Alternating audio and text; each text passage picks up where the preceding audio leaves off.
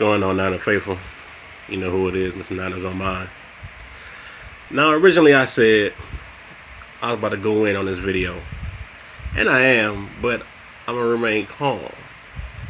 Because right now, in times of mass panic, you kind of got to remain calm and keep your head. Not to mention, I want to raise my blood pressure. But anyway, so, the bye week's over, right? Did we lose that, by the way? So, bye week's over. I'm going to start with Trent Baalke. No, I'm going to start with Tweedle Dumb and Tweedle D. Dumb and Dumber. Ren and Stimpy. Whatever names you're going to use for him. But, Trent Baalke. I was doing okay till the other day. I happened to see NFL Network top 10 like playoff games, something like that. And our game against Seattle was one of the top games, and the dude said, yeah, that game, the last time that the Niners were good. But it's true. That last game up in Seattle, where Richard Sherman tipped the pass and it picked off, that was the last time we were good. That was the beginning of the end. And I bring that up to say that we had a winning recipe. But Trent Baalke decided to tank that. And piece by piece, he pulled pieces from around Colin Kaepernick. This is me taking up for Colin. This is me telling the truth. Because he did have moments where he was great. He had moments where he was average, but the talent around him was so good that he could afford to be average. And yes, I also admit he has yet to arrive at that pinnacle or at that stellar quarterback level where we thought he might end up getting. He can be above average at times, and then he can be way below average at times. But my point is, he was good enough to get us wins and get us to certain parts of the season where it counted, where we were happy again. And you can say whatever you want about the talent he had around him. Okay, true. Let's go under the auspices that's true, right? But what did Trent do?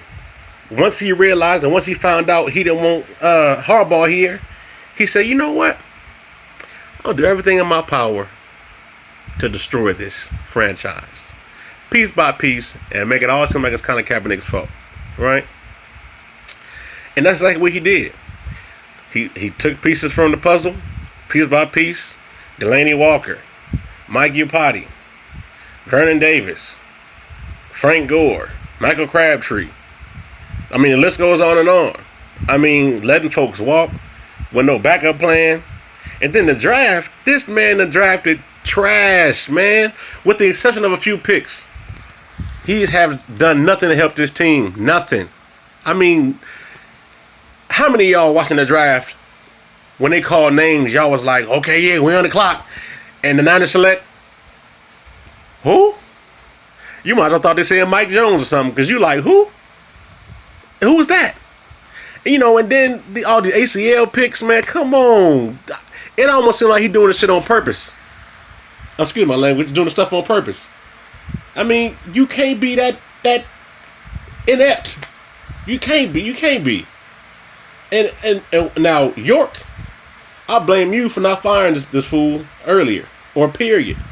It's your fault he's still here. Personally, I think Baalke got a sex tape on York that we don't know about. Yeah, that's what I think. I think he got a sex tape, and he holding it for ransom. Like, yeah, you fire me, you want to. It's gonna be all over ESPN, Sports Center, World Star, all that media takeout.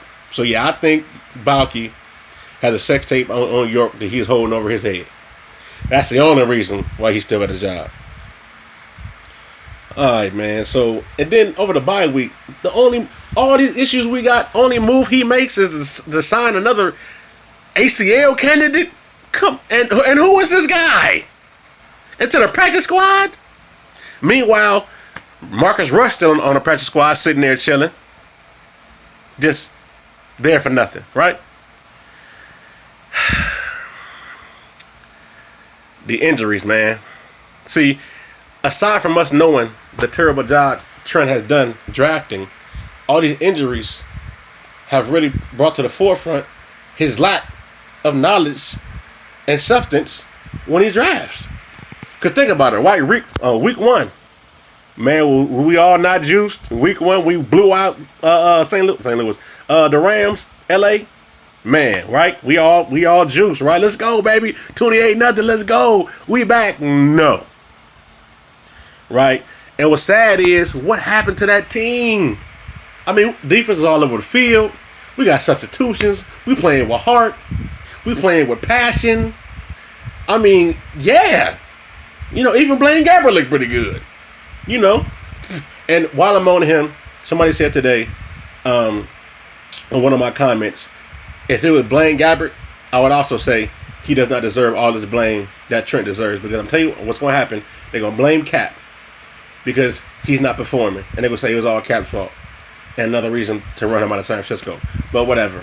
So, I'm saying after week 1, it was all downhill. And then, once Bowman went out, now I will say this, though. Once Bowman went out, oh, man. We lost more than just a Pro Bowl Hall of Fame middle linebacker. We lost the heart and soul of our team. It looked like once he went out, everything they pulled the plug. Because I don't know what's going on, but we are a whole different team. I mean, we ain't won a game since week 1. And all the injuries, man, like I said, all these injuries is really showing the lack of talent Trent Baalke has drafted. And the lack of his activity in free agency. He signed another dude with an ACL past injury over the bye week. That's the only move he made. Man, I'd have had a better luck hitting a fantasy draft or something. But look, man, going to New Orleans, I'm going to say this. At some point in time, you got to stop blaming the coordinators and the staff. It's up to the players on the field to play. And I will also say, I got the utmost respect for anybody on a football field, on any team, who sacrifice their body week in and week out, day in and day out, game in, game out. Because it takes a lot. But I refuse to believe that what we're seeing right now is the best we got. I refuse. As a coach, I know we got better than that. I know we can play better than that. I don't know if they're not motivated or what, but come on, man. If nothing motivated us, what Torrey Smith said the other day should have provided a spark. Because he had every right to say a lot of derogatory stuff, but he didn't. He said he's a Niner. He wants to be here. It's pretty much all smiles, and he's going to bust his ass for this team. And I really hope that message and that passion is contagious throughout the locker room. So New Orleans, man, that's what we got next. They coming in here, and we finna get ran if we keep playing the same way. I'm saying, look, man, let's start up front with the D-line. Man, beat them blocks. Get off the blocks, man. Fill your gap integrity. Linebackers, the D-line do their job. Come downhill, field, hit the gaps, man. Tackle, man. That's what it is, tackle. The secondary, man. Actually, the secondary don't be doing too bad as long as the D-line and the front seven does their job, but they're not right now, so therefore we're getting torched. And hell, teams ain't even got to pass the ball because they can run the ball all game. So come on. Dear Niners, all positions and staff, can we please play some inspired and motivated football, please? Come on. I mean, this coming from a dedicated, long-time, lifetime fan, man. This hurts my heart. It does. This is terrible right now, man. Can we play like we want to win a game? All right, man. Like I said, Trent Baalke and Jay York, y'all need to go fire yourself.